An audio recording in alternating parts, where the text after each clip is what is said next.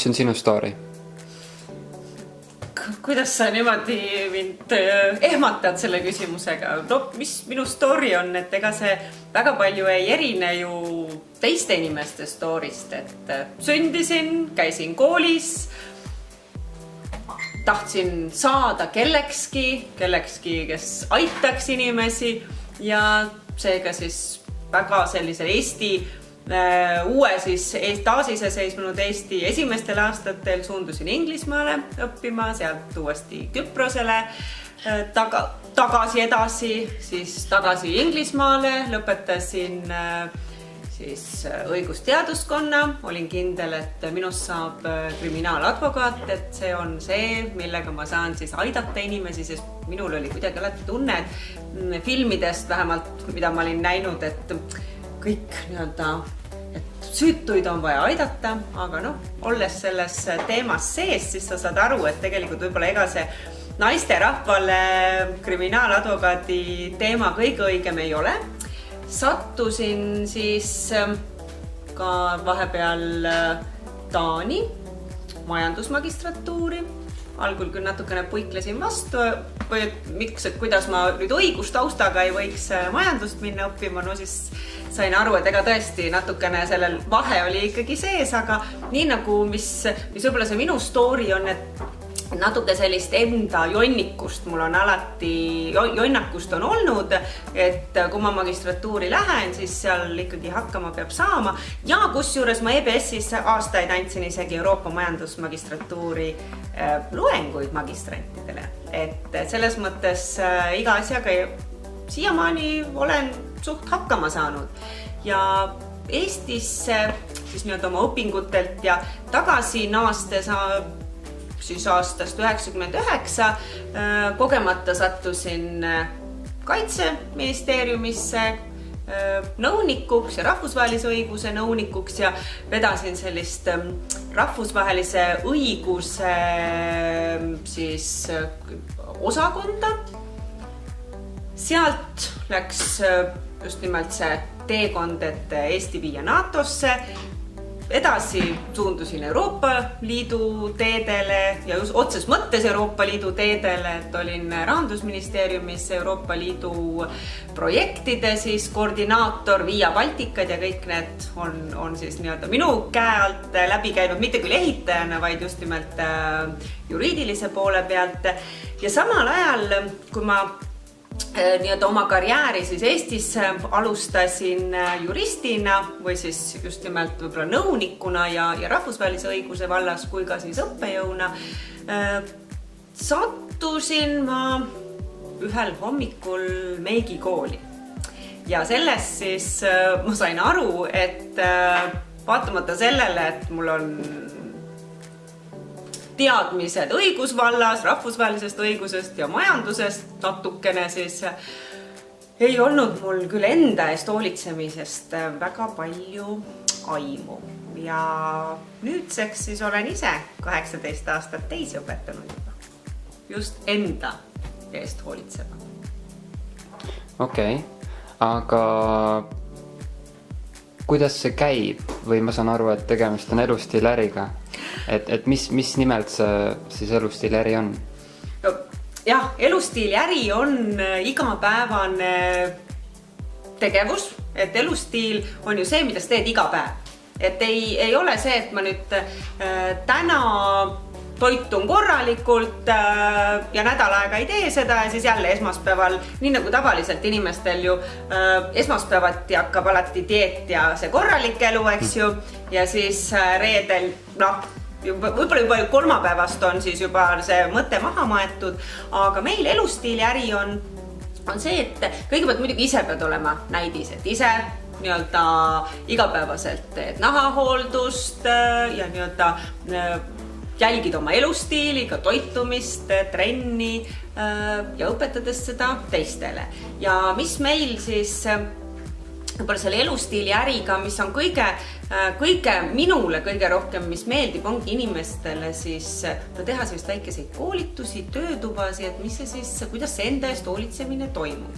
Ja kui sa ka et nahahooldus ja see ei ole ju raketiteadus, aga seda tuleks teha iga päev. Kuidas valida tooted? Kunagi ma ka arvasin, et võib-olla mida kallim asi, seda parem, aga tegelikult sa pead vaatama ikkagi, kui me räägimegi, et mis nüüd minule või sinule või kellele iganes, siis mis hea on, peame lähtuma siis just nimelt sellest inimesest, kõigepealt, kui me räägime, et nahatüübist ja sealt juba edasi nendest vajadustest, et tegelikult see kõige kallim asi ei olegi võib-olla see hea asi.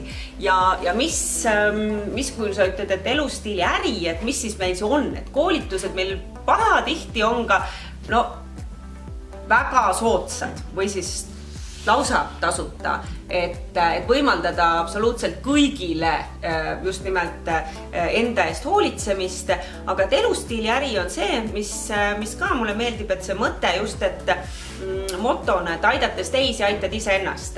Ja mina nüüd siis peaaegu 18-19 aastat olen just nimelt kasutanud Oriflame tooteid oma siis koolitustel ja samuti Oriflame on ka selline vahva asi, et see ei ole nüüd midagi sellist, et mingit õhu müümine, eks ju, et ongi konkreetselt tellimuste või siis müügimahult on ka võimalik endale teenistust saada. Et seeläbi ongi mul võimalik olnud üldse ka inimestele koolitusi teha väga sellise, tõesti enam, ma ütlen 90% minu koolitused on olnudki tasuta ja just nimelt nagu tarbijale. Ja see teine pool, mis elustiilist, et oleme õpetanud teisi siis ka järgima enda südamesoovi, kelleks ja tegema naisettevõtlus on Eestis ju see, mis väga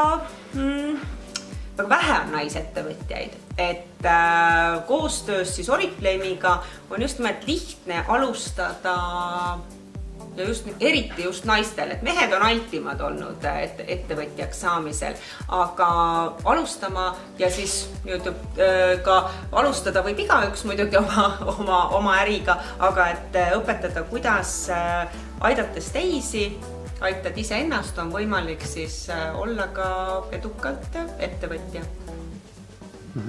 Väga hea. Aga miks peaks inimene üldse selle elustiili äri poole vaatama või võib-olla sellega tegelema? No see on muidugi nüüd iga inimese enda küsimus, aga mida tavaliselt inimesed tahavad? Inimesed ju oma loomult, ega me ei ole siia maailma loodud lihtsalt hommikul tööle, õhtul ära kiruda oma ülemust, eks ju, või töökaaslasi, et mida ma olen ise ka, võib-olla ma olen ka ise oma töö, ma ju ka töötasin ikkagi selle töökohal 15 aastat, et kindlasti tuleb mingisuguseid hetki, kui sa leiad, et võib-olla selline, teed asju, mida võib-olla õigeks ei pea, aga kuna sa oled kellegi alluvuses, siis sa pead seda tegema, et selles mõttes sul ei ole valikut või lahkud töökohalt. Nüüd elustiili äriga sa saad teha neid asju, mis sinule tegelikult tunduvad õiglased ja õiged.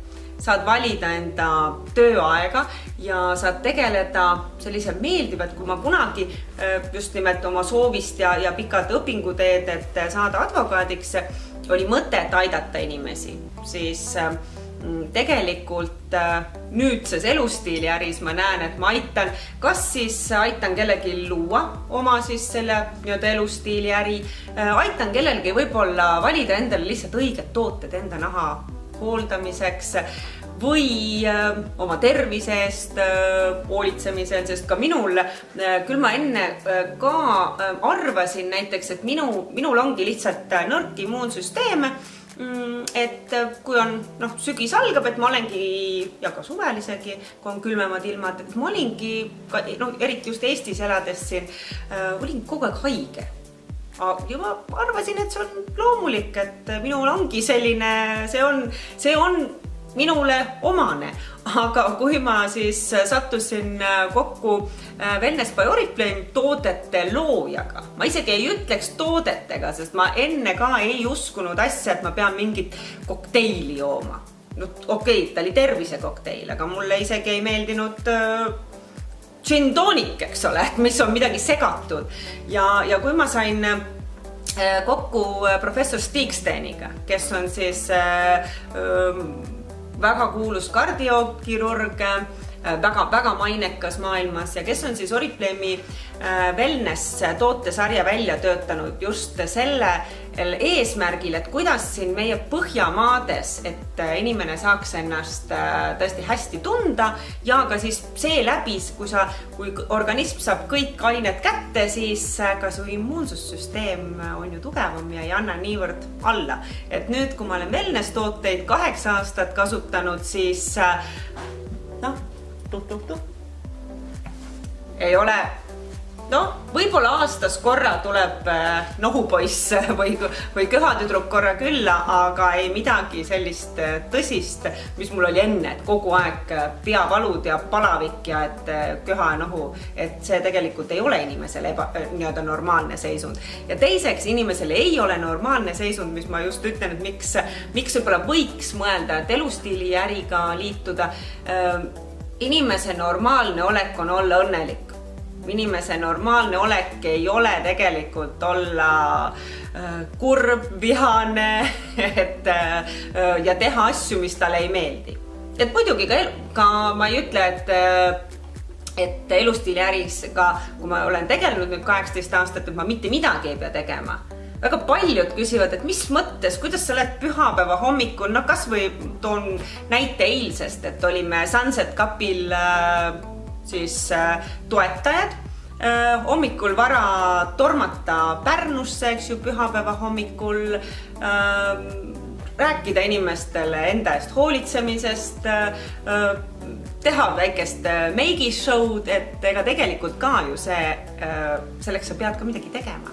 Aga kuna see on lõbus, tore ja mulle meeldib ning ka tasub ära, nagu mu kunagised kolleegid, kellega ma koos trennis käin City Spaas, väga paljud küsivad, et ei tea, et kui sa ei ole enam Euroopa Liidu palgal, et kas see nüüd elustiili äriga toidab, siis ma saan neile ainult naerda, et toidab hästi, nii et peab isegi trennis käima, et on mida maha võtta. Et aga loomulikult see peab igal inimesel, see kindlasti ei sobi, see on ka kindel, sest kui näiteks inimene ise ei ole valmis õppima ja kui ka ei ole sellist soovi areneda, siis kindlasti ei ole ükski äri võimalik, kaasa arvatud elustiili äri. Aga siin muidugi üks asi, mis on hea, mida ma olen vaadanud oma 18 aasta jooksul, et kuna selles äris sa ei pea nii palju investeerima, peale ainult pead aega investeerima, siis kaotada ei ole mitte midagi. Ehk et proovida võivad kõik. Aga kes õnnestuvad, see oleneb inimesest. Mina ka muidugi ei lootnud ja üldse ei mõelnud, et ma kunagi sellise asjaga tegeleksin ja ammugi, et nagu naudiksin kõike seda, mida siis Oriflame ka nii-öelda kontserni poolt pakub, kuivõrd fun on ka ise oma tiimiga teha üle Eesti üritusi, käia erinevatel konverentsidel ülemaailmselt ja lihtsalt mõelda iga päev, et kuidas seda teha veel paremini. Et see on lahe. Aga millised on su lõpusoovitused või motivatsiooni lause? No, motivatsiooni lause on see, et igal inimesel peab motivatsioon on see, mis on sisemine. Ja kui sa leiad midagi, mis sa tunned, et see teeb sind õnnelikuks ja sa tahad ka mitte võib-olla maailma parandada, aga kas või mõnda inimest või kas või enda elujärge parandada, sest ütleme nii, et muidugi raha ei tee siin maailmas mitte kedagi õnnelikuks, aga ilma rahata oleme kõik suhteliselt õnnetud. Kui vaadata meie kliimat, meil peab lihtsalt olema selline tugi, mida nimetatakse siis praegusel ajal rahaks ja kui sulle meeldib tegutseda meeskonnas, sind alati, sind kõik aitavad, et selles mõttes sa ei ole üksinda, siis peaks ütlema, et väga raske on muidugi teist inimest ühe lausega motiveerida, aga ütleks, et proovi ära. Siis me saame ja leida just igale ühele see oma motivaator, kellele on siis võib-olla oma äri ehitamine, oma ettevõtluse nii-öelda püstitamine ja eesmärkide saavutamine seeläbi, kellele vahvad reisid, konverentsid, kellele tiim, kellele üldse enda eest võib-olla paremini hoolitseda, et õppida seda, et igal inimesel on kindlasti midagi, mis on just nagu sinu.